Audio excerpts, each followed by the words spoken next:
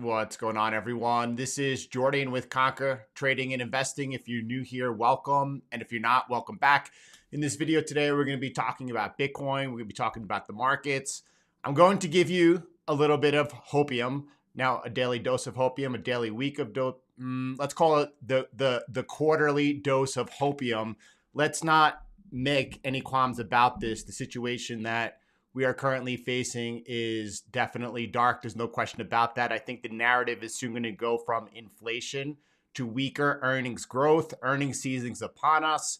The hill or the wall of worry that the market is currently facing is severe. If at any point in time you'd like this video, you enjoy being here this morning, go ahead and make sure you hit the like button. Thanks for being here. I'm going to jump now into today's market analysis and presentation. We're going to start off first with Bitcoin. We'll take a look at Bitcoin before we move over into the markets and then share a little bit of positive spin on things that are unfolding. Let's not mix things up. Today we have, or this week we have on Thursday, the CPI. The CPI should be what runs the market as we get closer towards the heat of earnings picking up this week and into next. What companies start forecasting, if they start giving estimates of weaker growth, that could put, even with a weaker CPI, that could put risk under severe pressure. It is time over these next 2 to 3 weeks to really stay focused. If you've been watching Bitcoin or looking at Bitcoin, you know that it is currently suppressed. We'll look at the Volatility Historical Index.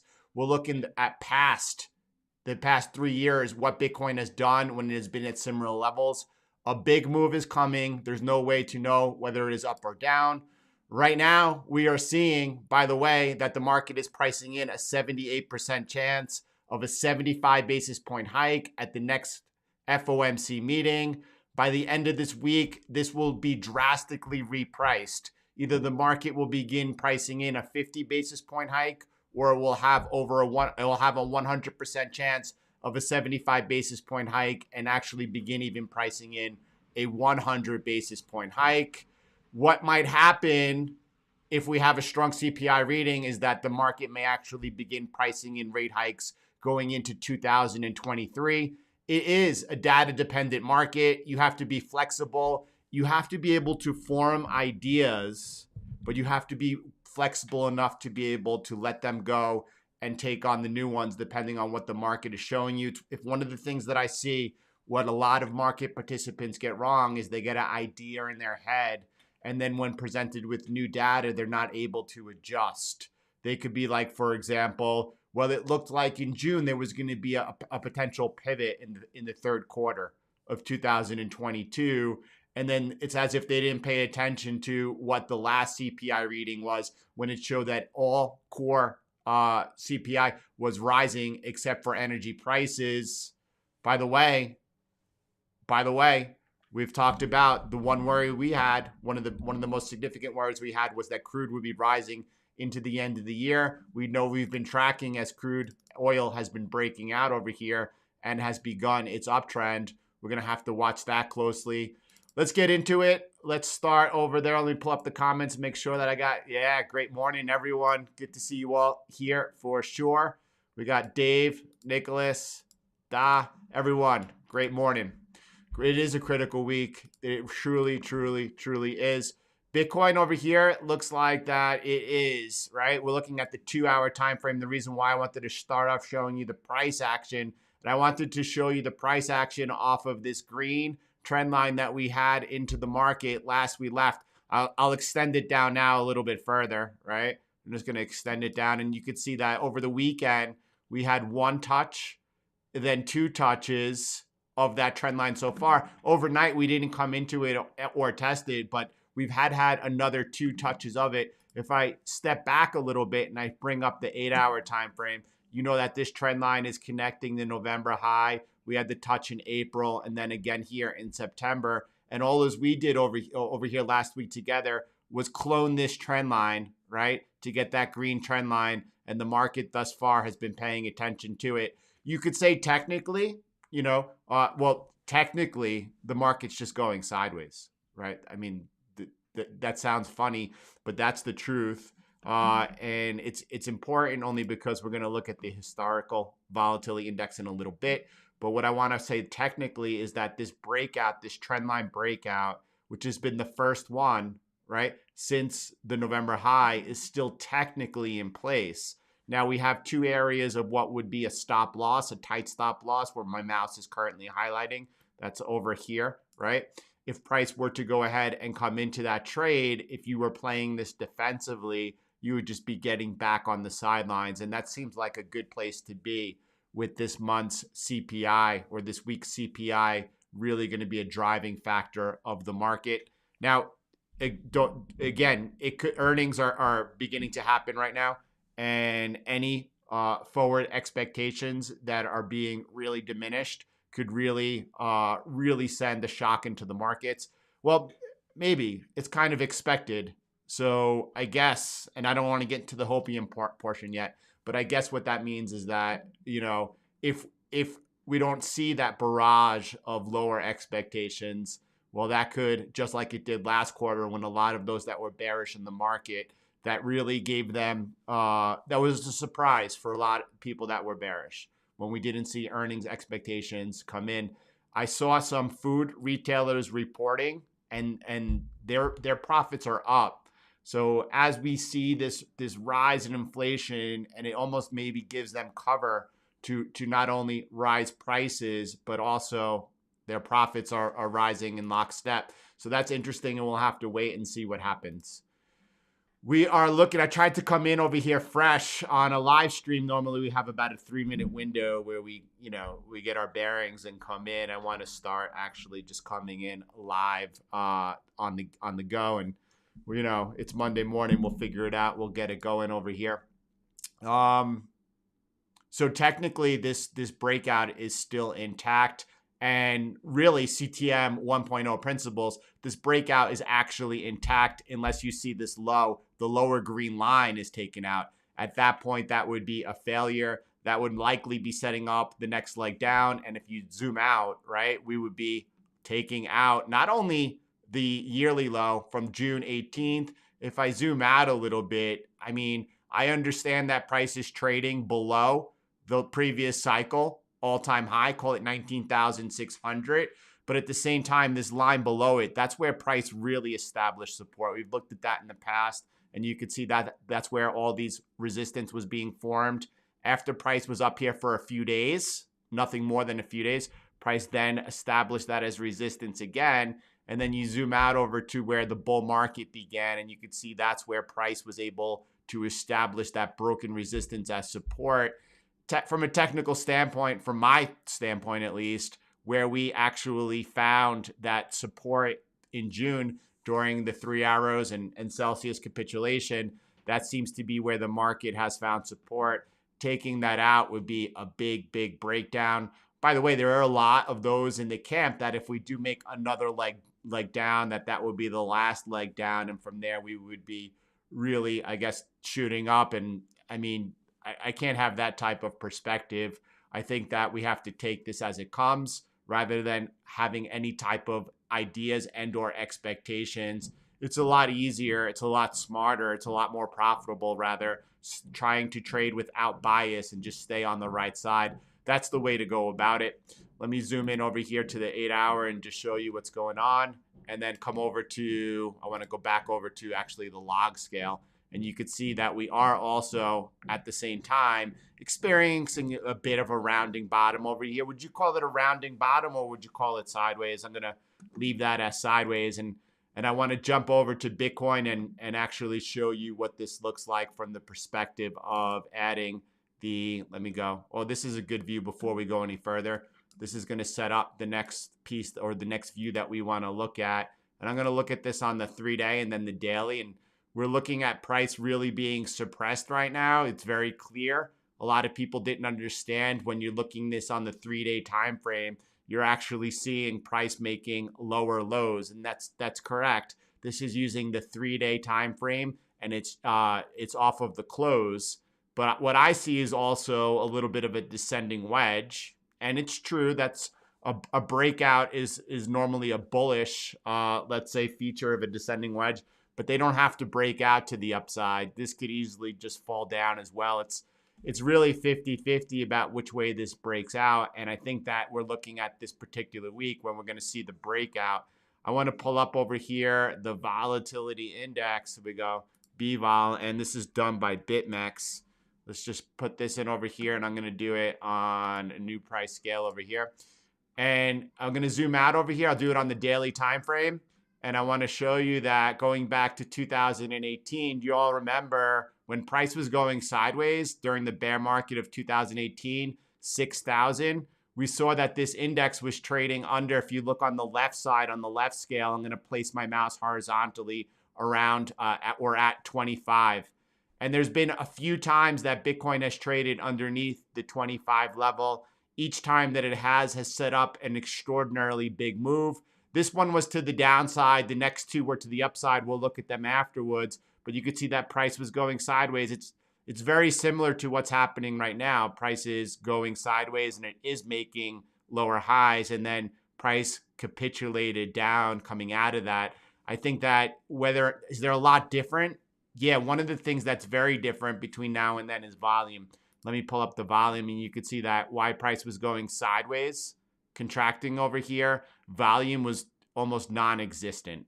If I come and zoom back over to where we currently are right now, you see that volume is rising. So even though price is going sideways once again, there are differences that volume is actually coming into the market. So that's notable. That's one difference. If we looked at the RSI during this particular time over here in December 2018, you will see that the RSI had not yet made any type of new lows. It has already now. So there are differences. Nevertheless, we really don't know which way this is going to break out. We could just use the technicals alone, and that's probably the best way to do it. I'm also reminded of what happened. Let me jump back with you and just show you what happened. I think I could find it pretty well, and I'm trying to go back. Right here I am. I want to come back over here to July, and I'm just going to draw this trend line like this, right? Because I was going to say you could just go off the technicals, right?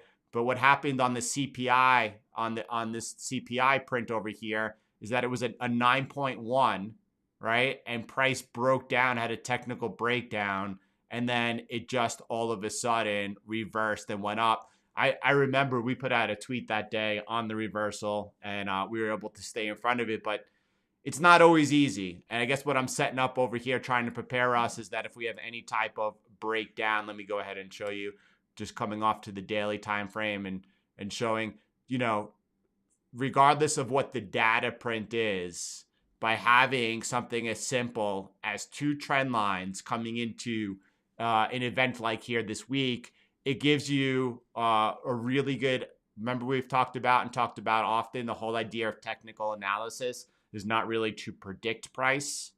I mean, for sure, there are certain chart patterns that give you an idea of what expectations are, but it's to manage risk around. And these two lines over here are really probably the best place to focus in on this coming week, whether it's a breakout to the upside or to the downside, including even if one of those breakouts or breakdowns fail. It's the quickest way to make sure that you are on the right side and stay on the right side. Generally speaking, while we can't say whether or not we break down or break out, the move coming out of this should be pretty big. That's what the expectations are. I'm going to come back and put in the BVOL index and show you a couple other times that level was under 25. And you can see this is one over here. If I move my mouse on the left, and you could see it to the 25, price down over here, and it shot up obviously out of that low volatility, right? We talk about markets, and contraction leads to expansion. And right now we are in contraction and we're getting ready for expansion. And then where else? There's another one over here. Let me start just by putting that level 25 over here. And then sure enough, this is where we saw in just a few months price in 2019 running from April through June, right? It ran all the way from, what was price at? I imagine it was somewhere around $4,500 running to $14,000 in just a matter of months. And we are at a similar situation right now where volatility is very low, and try not to have a bias. It truly could go either way. I would say that a lot of people right now, well, I guess it's not fair. I would like to say that a lot of people have a very negative bias, and rightfully so, right? Not only are we looking at the Fed continuing to raise rates, we are looking at what our expectations are for as earnings are released for weak earnings. And that would just say that now we are seeing actually the fundamentals of the economy catching up. And the narrative is going to quickly turn from inflation is running hot to earnings are deteriorating and the economy is weak. And then expectations will be that we're going to see layoffs following, and probably we're going to see weak job numbers throughout 2023. These are what the expectations are. And we look at things like, obviously, the war in Ukraine, and that seems to be escalating. It doesn't seem like there's much of any type of motivation for any type of negotiation and or peace. It looks like that obviously the Ukrainians are being supported, and they have the incentive, or I'd say the powers that be that run the country have the incentives to keep going. So I don't think we're going to see any type of winding down, especially with the escalation, right? The attack on NATO of the blowing up of the Nord Stream 1 and 2 pipelines. And one of the things that might have gotten us out of this current situation would be if we were to see, one of the things we were looking for would be if Germany had turned back towards Russia and tried to make any type of deal in order to get that gas flowing again. And that option has been taken away from them. They're not going to be able to do that right now. Winter is approaching. I imagine it's going to be a cold one. And yeah, this is the situation that's faced in the markets right now, and it is bleak. There's no question about that. Did you all see the PayPal news? Yeah, PayPal news was pretty significant in the fact that they were letting everyone know. I mean, I know you all saw it. We tweeted about it. If you did not agree with any of the pharmaceutical companies, they would go ahead and dock you $2,500. Now, this is not some type of misinformation. PayPal actually addressed this. They said that it was an accident. They didn't mean to include that in their terms of service. It's a big accident, don't you think? And they since have removed it, but people got the message. And I think that this is a foreshadowing of what it's going to be like when actually central bank digital currencies are released. It is scary. I tried to avoid talking about these type of things with all of you, but I think that in the future, we might need to make sure that we address everything before us. Yeah. And then I heard they stopped showing you can't delete your account. I never had the chance to delete my account. It was over the weekend. But now that we're not even, has anyone checked the price of PayPal? I don't know the ticker, but I'll pull it up.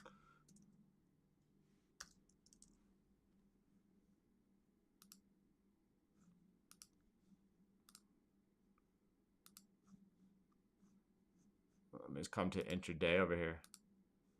All right, nice gap down and selling off. And I'm sure a lot of momentum-based traders, maybe a lot of you, were jumping on that one at the open, and that's good. I think we all feel good about that, and rightfully so. Let's see what happens and how that develops. You could see that price on this runaway gap, right?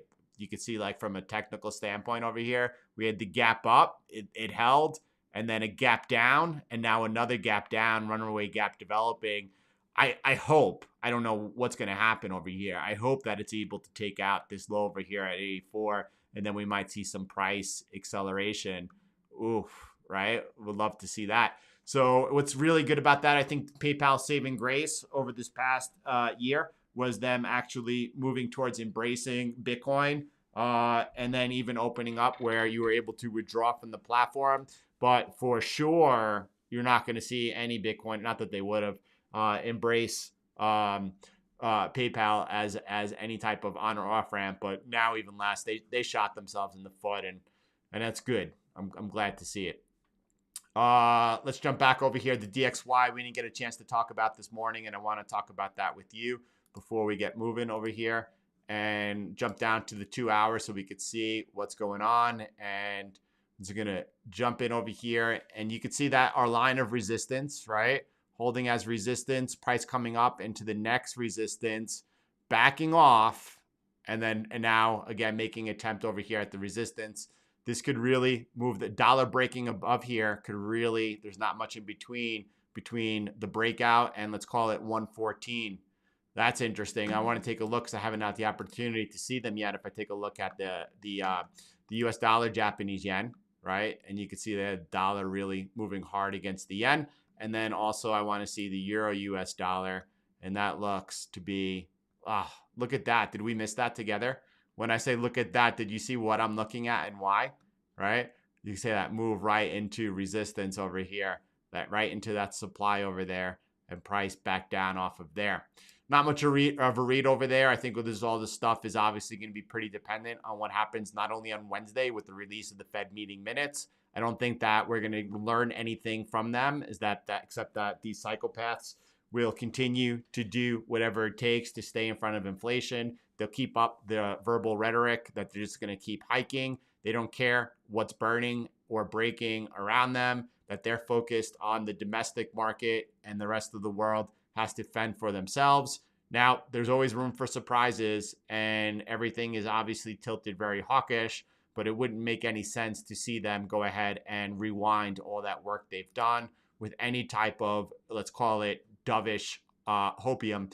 And I think they learned that lesson, right? That was going back until, what was it, the August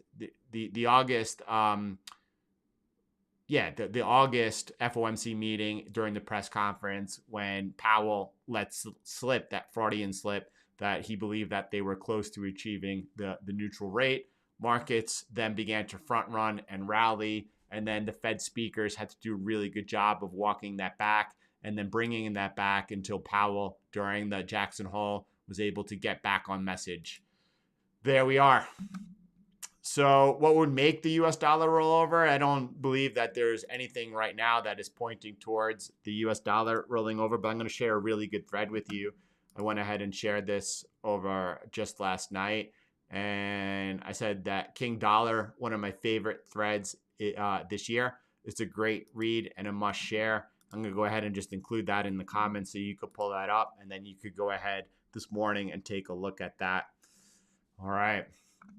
So let's take a look at a little bit of hopium in the markets. And what would that hopium be right now? And look, I started off this session today with you all, just letting you know that right now the Fed continues to tighten because of inflation.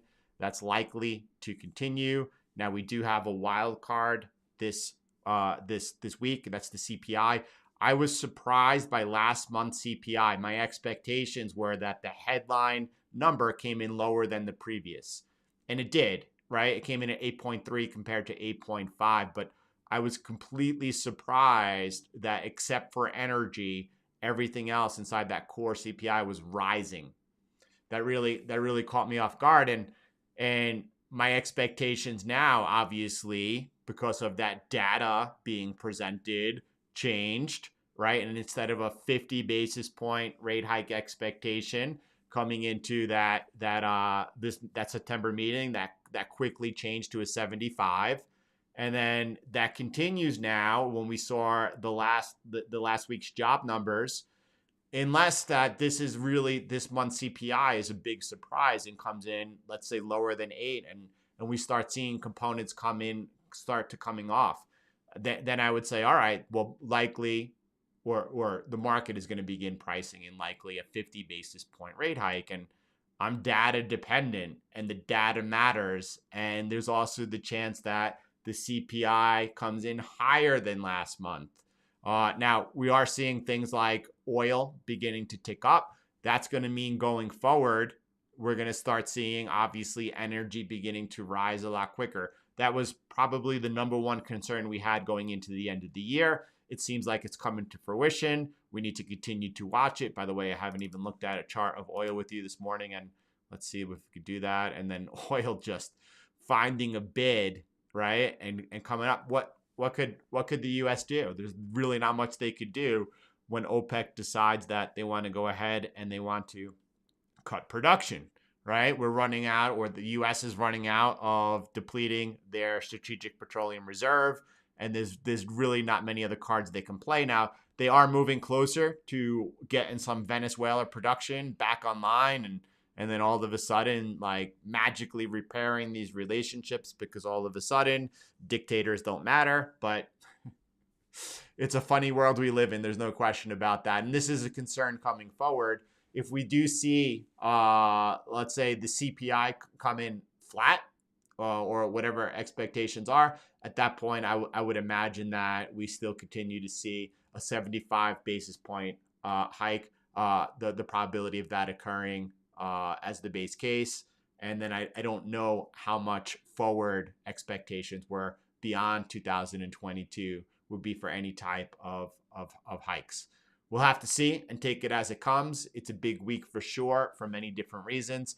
And just painting the picture that I think that the story is going to go, obviously, there's a good chance the story goes from inflation or the fight against inflation to weaker growth.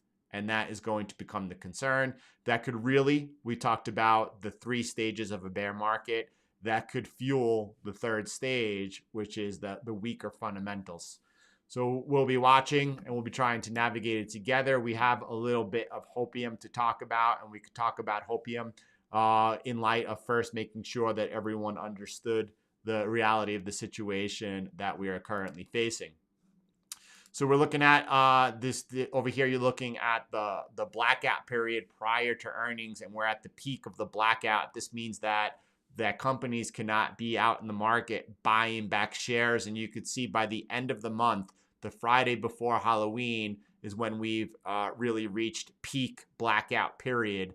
That would suggest, right, that let's just play it out.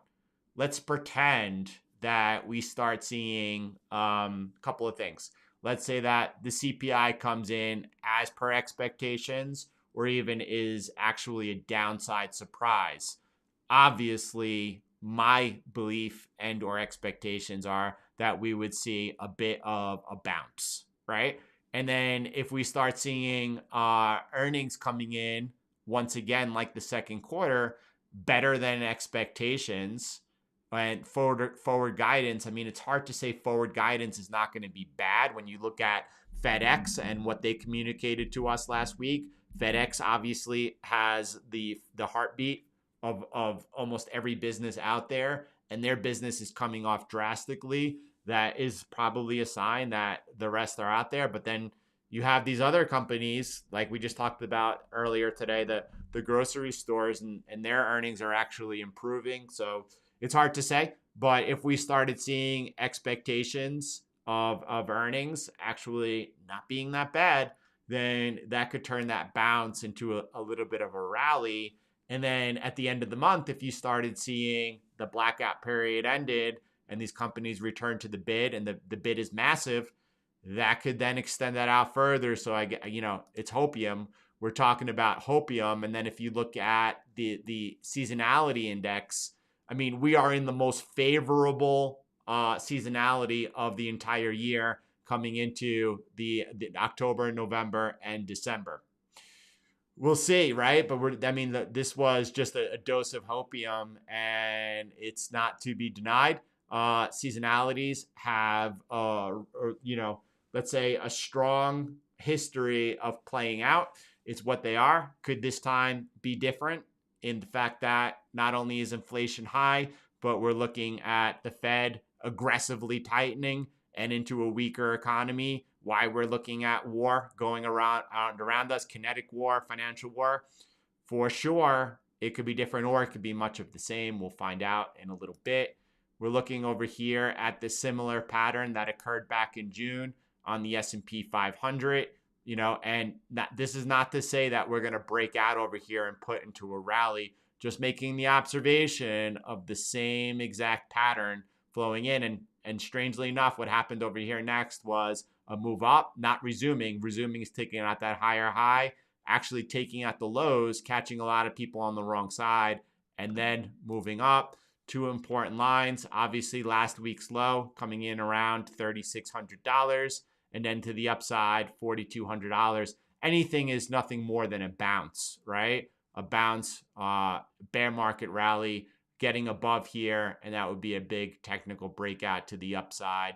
We'll see what happens. We also have, and a lot of people have talked about, a lot of money being on the sidelines. Oh, I didn't get a chance to show you this. Let me show you the amount of money, right? We're looking at certified trading advisors, right? They basically are following momentum. And they right now, if the market goes flat, have 38 billion to buy, right? If price starts going up a little bit, 141 billion.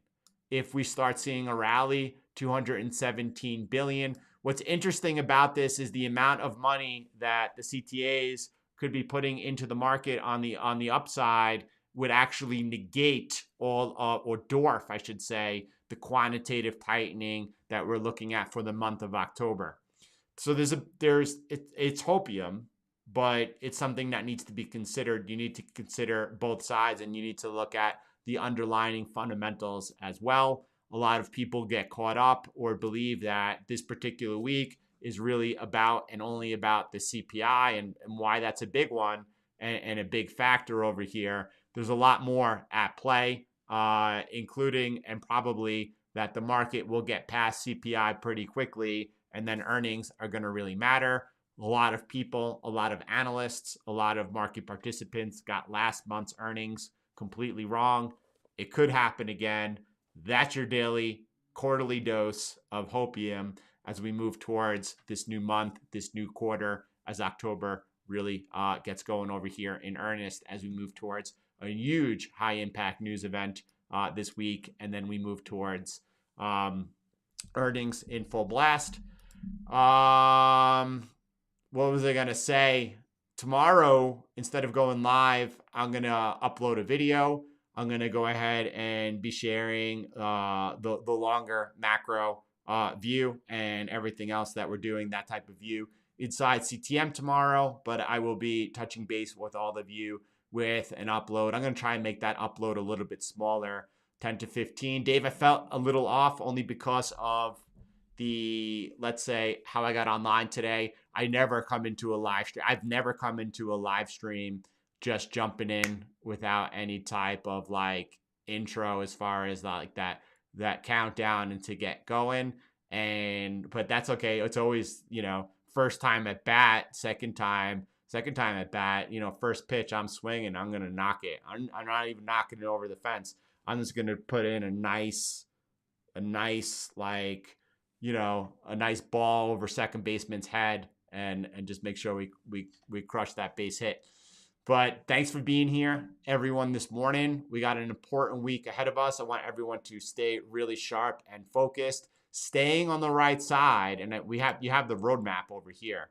Let me jump back to the Bitcoin as we were looking at it, right?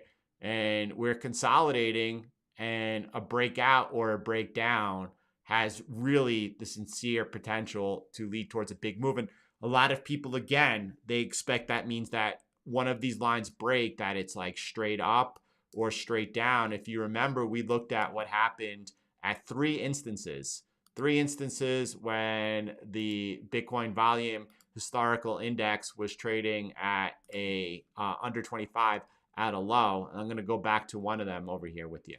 This over here at this period, right? And I mean, that's a big move. What is that, like a 35% move? Let's go ahead and check that out. Like, here we have a breakout. Close, 30% move. Yeah. And well, that would be a gigantic move. Well, I was thinking about it in relation to the move that came after. A lot of people really looking for big moves, but a 30% move is a big move. Not Jordan. I don't want anyone to be like, oh, we didn't move 30%. Let's see what a 30% move looks like out of here, right? In either direction, right? I think that a lot of people very easily could have the expectation of price coming off even 50%, touching something like 10,000, but a 30% move over here, bringing us back towards 2,500. Yeah, everyone could see how a big move could be coming into the market, and on the upside into a modest 27,000. It looks like that's where we're headed. Price goes sideways only for so long. Bitcoin acting like a true stable coin as we watch the volatility around us, but we're setting up over here, and it's going to be a big week. And when I say big week, a big month, let's say, and we're moving towards historically what has been a favorable time of year for Bitcoin as we look at October, as we look at November, right? Even into December, more often than not, people might be a little bit tainted about what happened last December, but that's fine. We are moving into what is a favorable time of year for Bitcoin, and that's obviously because if you look at this being a favorable time of year for equity markets overall, that tight correlation between Bitcoin and the equity markets absolutely intact. I wish you all a beautiful day. Thanks for being here. If you have the opportunity to go ahead and hit the like button on the way out, it would be greatly appreciated. The honeymoon, right, is a great way to come into it. There's no question about that. I miss that too. I think that I feel like CTM has had many throughout 2022, many honeymoon mornings. And unfortunately, that's even when the price of crypto was crashing down, but it was a honeymoon being on the right side. All right. I feel like honeymoon on the public side is more reserved for when those that really might not have that plan in place, that strategy to profit off of, where we're starting to see those that have been accumulating Bitcoin, right? And all of a sudden, when we're starting to see, and we'll take a look at that maybe this week, the monetary base total, if we got the new data print that's lagging back a month, when we start seeing the expansion of the monetary base again, and we start seeing the bull of all bulls running, we'll share in that experience together with everyone. All right, everyone. God bless you. Thanks for being here. Have a beautiful day.